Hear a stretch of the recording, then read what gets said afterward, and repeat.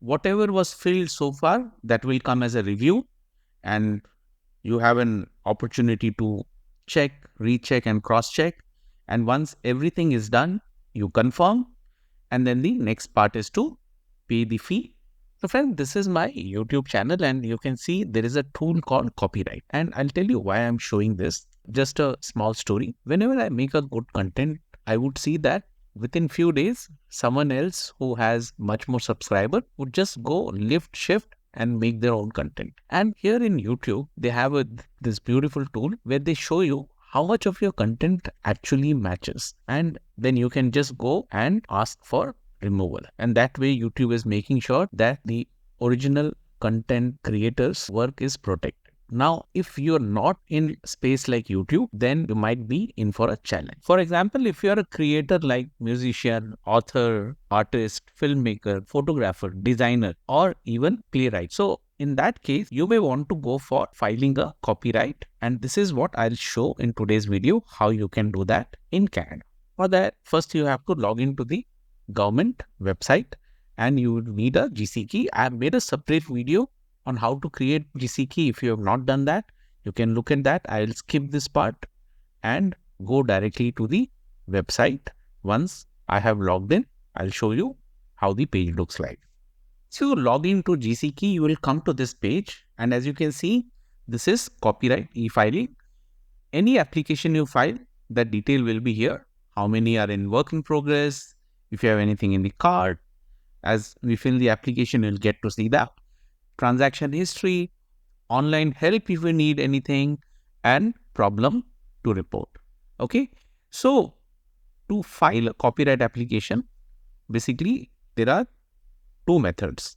Okay. You see here, application for registration of a copyright in a work, or of a copyright in a performance, sound recording, or communication signal.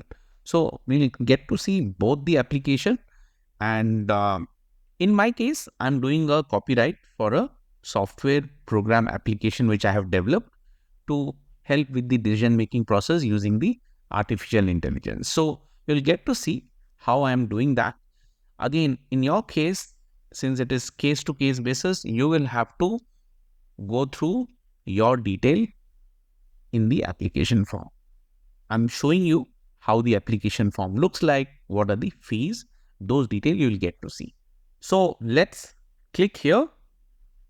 How we are where the application form will be filled. So you see here, these are the application step: title, category, publication, owner, author, declaration, agent, review, and then you pay the fee, which is $63. Okay.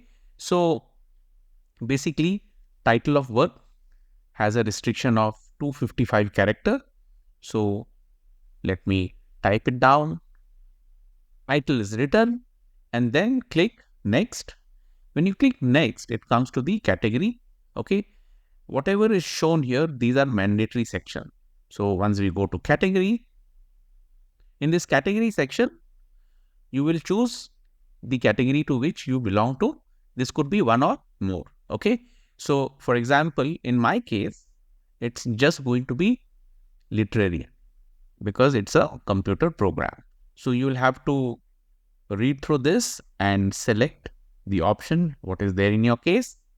And once you're done with this, come down and click next. Here you will come to this publication page. Okay. And here you will choose whether the work is published or not.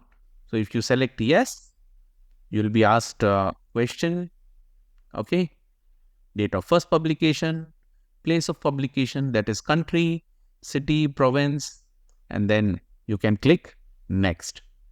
If you select no, then no such question get asked, and based on your selection, then you can click next, where you will be taken to the owner section. So basically here you perform a search for name and address of the owner, if it is individual or a legal entity. Legal entity is a company. So you will write the first name, last name. Let me come down. Once this is done, the next is enter the name and address of the owner. Let me come down. Again, here it is individual or legal entity. You choose that. First name, last name, country, address, city, postal code, telephone number, fax number.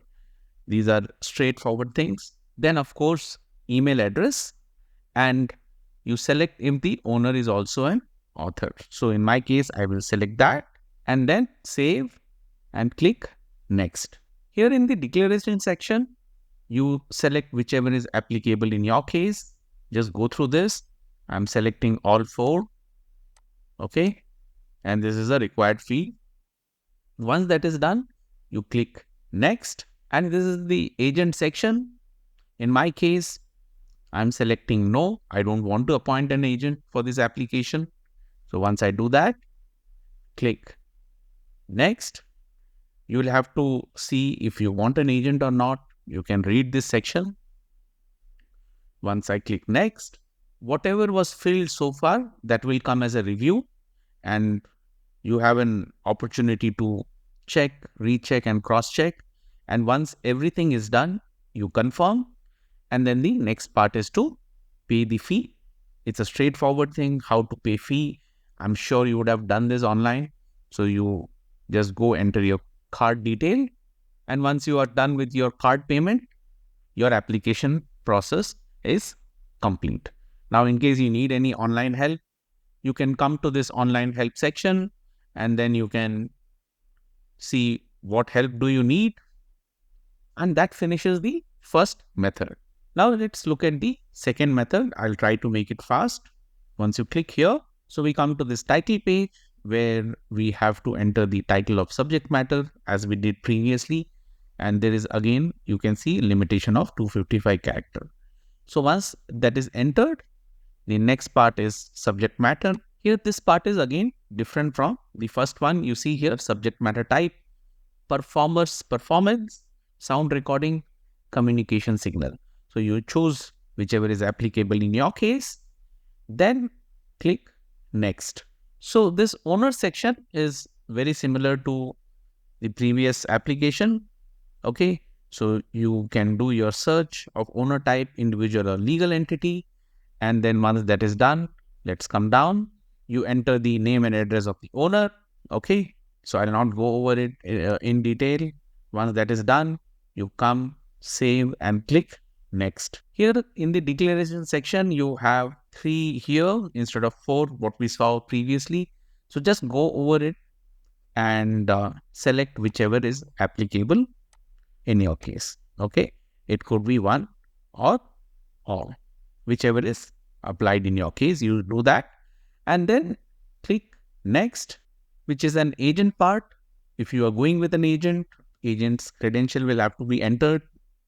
Now, if you have not watched my previous video, I have shown this website. The link will be in the description where you can come and check the public registry for the agent and its license. So once you are validated and you're confident you're going with the licensed agent, if you have selected yes, you enter the agent's detail. And if you're not going with the agent, you select no. And then the next part is to review and confirm. So when you click review, whatever you have entered so far, that will be shown to you. You can check, recheck, cross-check. And once you're done with that, you go and pay the fee either through credit card or various other option online. I'm sure you would have tried your hand elsewhere to do online transaction. It's very simple. Once you have done with that, your application is done. So friends, I hope you found this video valuable. Do let me know in comment section if you have any question or you would like to know more about anything or any other video you would like me to make. I'll be more than happy to do that. Thank you.